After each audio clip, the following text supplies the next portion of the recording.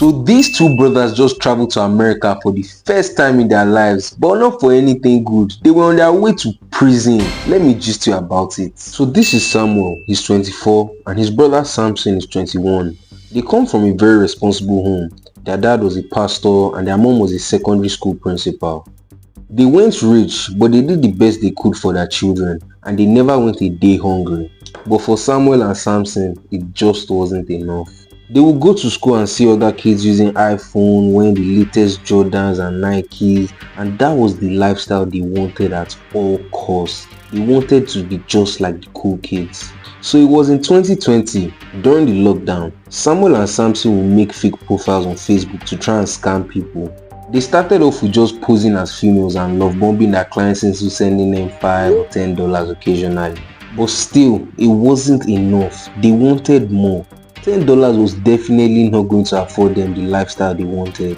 So as time went by, they tried to come up with more scamming ideas. Then one Saturday morning, Samson woke up and ran to Samuel with an idea, a really bright one. He told Samuel, "Guy, let's do this. Instead of billing our clients $10, let's seduce them into sending us news. Then we'll use it to blackmail them and get more money."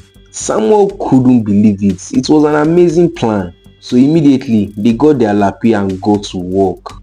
And just like that, together, Samuel and Samson started extorting people, giggling behind their laptops as they raked in dollars. And honestly, it worked for them. After just 2 weeks of bombing, they already made $15,000. They never wanted it to stop and they got away with it for years. It was always clean, no mess ups. Until Samuel and Samson had one client, Ted. Ted was 17, he lived in Michigan in US, and he was in the 10th grade. So Samuel and Samson talked to Ted for weeks using their fake profile as they usually do.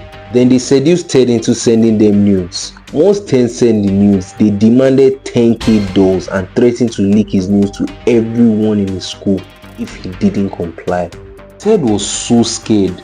Obviously, he didn't have the money and he couldn't even imagine dealing with his nudes getting leaked to the whole school. He begged and begged, but they didn't care. They gave Ted an ultimatum to pay the money in a week or else they would leak his nudes. So a week went by and Samuel and Samson hadn't gotten the money from Ted. They texted him repeatedly, but he didn't reply then. So Samson and Samuel just ended up leaving it, but they had no idea what was about to come.